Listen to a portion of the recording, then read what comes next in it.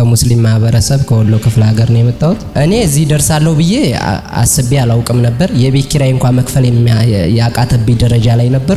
ስራ የጀመርና ሰሞን ከልጁ ጋር 7 አይነት አፈር ቁልፍና የሸንኮራ ልጣጭ አድርገው በጥቁር ፌስታል ምርት ምደረድርበት አለ አምርተንና እሱ ጋር ቁጭ አድርገውት ያነሳው ረዳቱ ልጅ ነው። እሱ ያነሳበትን እጁን ይሄ አውራጣቱ አብጦ አሁንም ድጋሚ በዚህ በ15 ቀን ውስጥ እጅህን ለመቁረጥ የወጣ አዋጅ አለኝ። አሁንም ምን አለኝ? በዚህ ሰሞን የተሰለፈ አንተን ለማጥፋት የተሰለፈ ሰይፍ ነበር ምናምን አለኝ። እሱ 42 ሺህ ብር አስቀረብኝ። ትላንትና 150 ሺህ ብር ብለው አካውንቴ ላይ ገባል።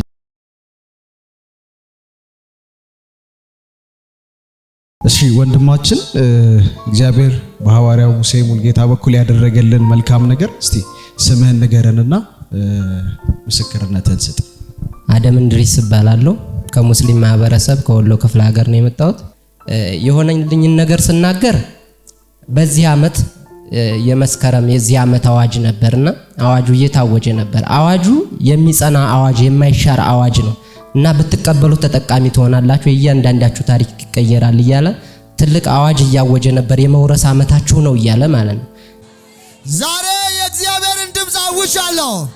2018 ዓመተ ምህረት ለሕዝቡ በጌታ በኢየሱስ ክርስቶስ የመውረስ ዓመት ሆኖላችኋል።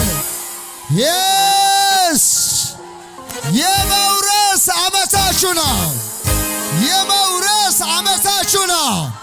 የመውረስ ዓመታችሁ ነው። የመውረስ ዓመታችሁ ነው። እና እኔ እዚህ ደርሳለሁ ብዬ አስቤ አላውቅም ነበር። የቤት ኪራይ እንኳን መክፈል ያቃተብኝ ደረጃ ላይ ነበር። ከነገ ጀምሮ አዋጁ መስከረም 1 እስከሚሆን አንጠብቅም፣ ከነገ ጀምሮ ታሪካችሁ ይጀምራል፣ የመውረስ ዓመታችሁ ይሆናል ብሎ እየተናገረ ነበር። ልክ እሁድ ያን አዋጅ ተቀብዬ እኔ በደስታ እየፈነጠስኩ ወደ ስራ ቦታ ሄድኩኝ። አንድ ሰው መጥቶ አብረን ስራ ብንሰራ ለብር እንዳትጨነቅ፣ አንተ ከስተመር አለህ፣ ሙያ አለህ፣ ስለዚህ አብረን ብንሰራ ምናምን አለኝ። እሺ አልኩት። መስከረም 4 ተፈራርመን በወር 50 ሺህ ብር እየከፈልን የ3 ወር ከፍለን ስራ ጀመርን ማለት ነው።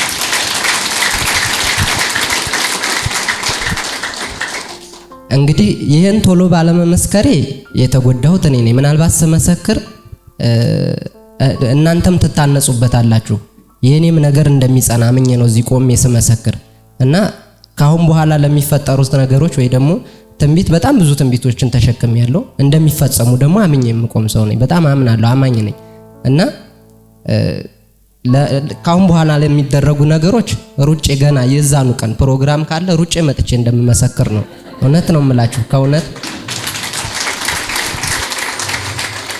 ሁለተኛ አሁንም መጣና በሁለተኛው ወር አካባቢ ላይ ነው። አሁንም አፖስትል አስነሳኝና አደም ተነስ አለኝና ወደ ሰፊ ስፍራ ወጣሁ ይላል እግዚአብሔር አለኝ።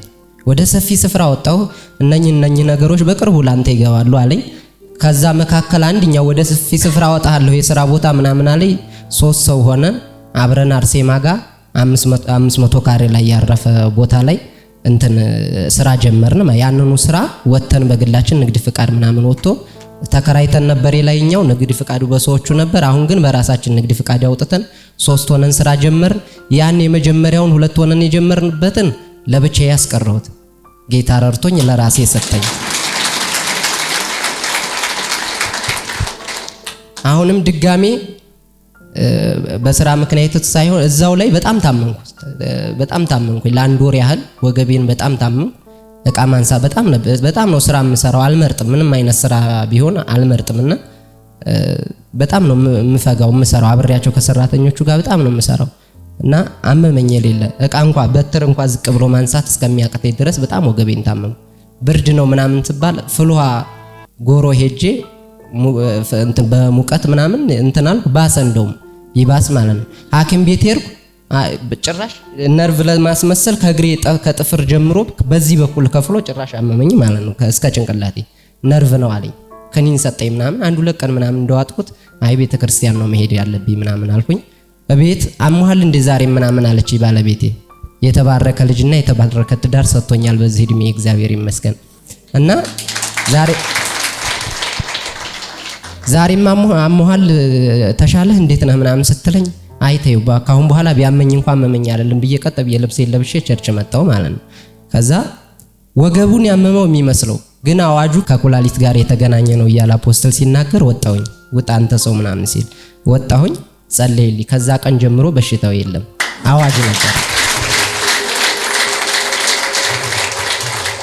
እና የገባኝ እንዴት ነው እንደዛ አዋጅ ነው ብሎ ሲናገር ገና ወገብህን የሚያመው በኩላሊት ላይ ነው ምክሩ የወጣው ምናምን ሲል ስራ የጀመርና ሰሞን ከልጁ ጋር እንትን 7 አይነት አፈር ቁልፍ እና የሸንኮራ ልጣጭ አድርገው በጥቁር ፌስታል ምርት ምደረድርበታል አምርተንና እሱ ጋር ቁጭ አድርገውት ያነሳው ረዳቱ ልጅ ነው ክርስቲያን ይዞ መጥቼው ነበር እዚህ እና እሱ ያነሳበትን እጁን ይሄ አውራጣቱ አብጦ ሳምንት ሙሉ አብጦ ምን ሆነ ነው ምናምን ስለው እዚህ እኮ እንደዚህ ተጥሎ ምናምን አላየሁትም እኔ። ታዲያ ምን አስደነገጠህ አንተ አታሳየኝም ነበር ምናምን አልኩትና አፈሩም የእግዚአብሔር ነው ሸንኮራውም የእግዚአብሔር ነው አዲስ ነገር መፍጠር አይችልም ምናምን አልኩትና ለልጁ ያኛው አብሮኝ የሚሰራው ልጅ ኃይለኛ ግጭት ተጋጨን ከሱ ጋር ድናሞ ተቃጠለ የዛን ሰሞን ማለት ነው። እና ሚስጥሩ ገብቶኛል። እሱ በጣም በቃ በጠበጠኝ ግን አብረን ከሌላ ቦታ ወጣን። ያንን እንደውም ሰይጣን በገፋይ ቁጥር ያን ለራሴ ወረስኩት ቦታውን ማለት ነው። ያን ሊያስለቅቀኝ ያለው ቦታ እና ምክር እንደሆነ ገብቶኛ አመንኩኝ። ተጸለየልኝ። አሁን እግዚአብሔር ይመስገን እንደፈለኩ ጎንበስ ቀና ማለት እችላለሁ፣ ዕቃ ማንሳት እችላለሁ፣ መስራት እችላለሁ። እግዚአብሔር በዚህ በረከት ባርኮኛል።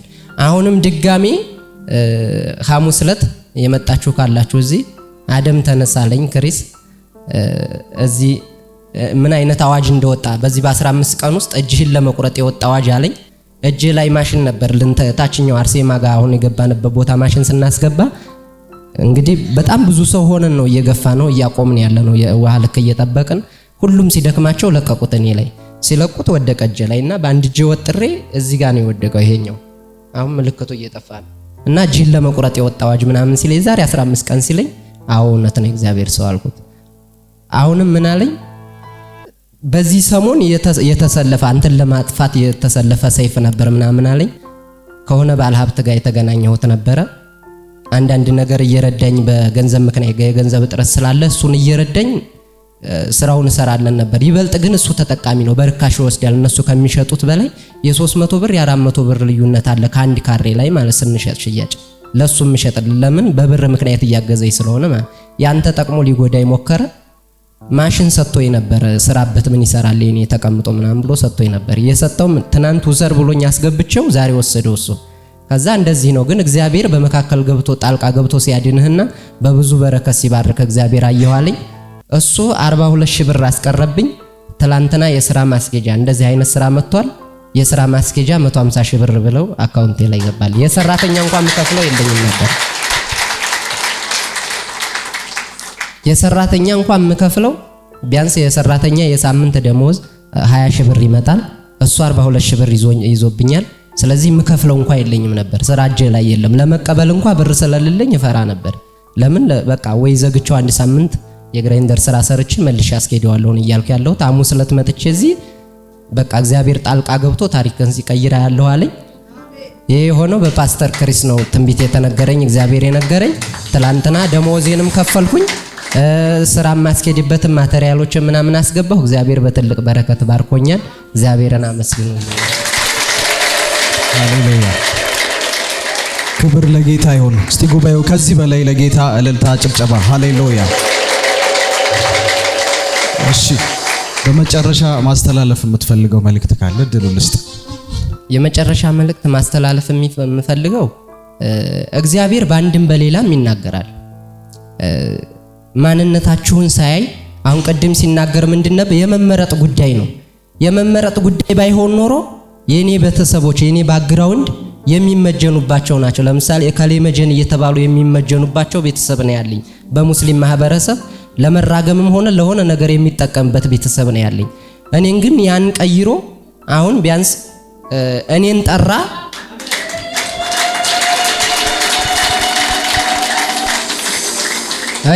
እግዚአብሔር እኔን ሲጠራ ለሙሴ ምንድነው ያለው ዘጸአት መጽሐፍ ላይ ትእዛዜን ለሚጠብቁ ለነሱ እስከ ሺህ ትውልድ ምህረትን አበዛላቸዋለሁ ብሎ የተጻፈው ቃል በእኔ ላይ ዛሬም እየተፈጸመ ነው።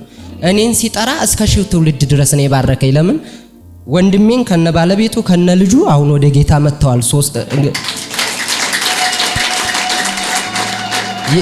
ይቃወመኝ የነበረው አሁንም ታናሽ ወንድሜ ይቃወመኝ የነበረው ክርስቲያን ያሰሰብክ በወንጌል ሳገለግላቸው የነበረበት በሙስሊም ማህበረሰብ በድብቅ ክርስቲያን ሊያረጋችሁ ነው ብሎ የሚዋጋው ወንድሜ ታናሼ አሁን በጌታ ነው ያለውና ቤተሰቤን ጌታ እየወረሰ ነው።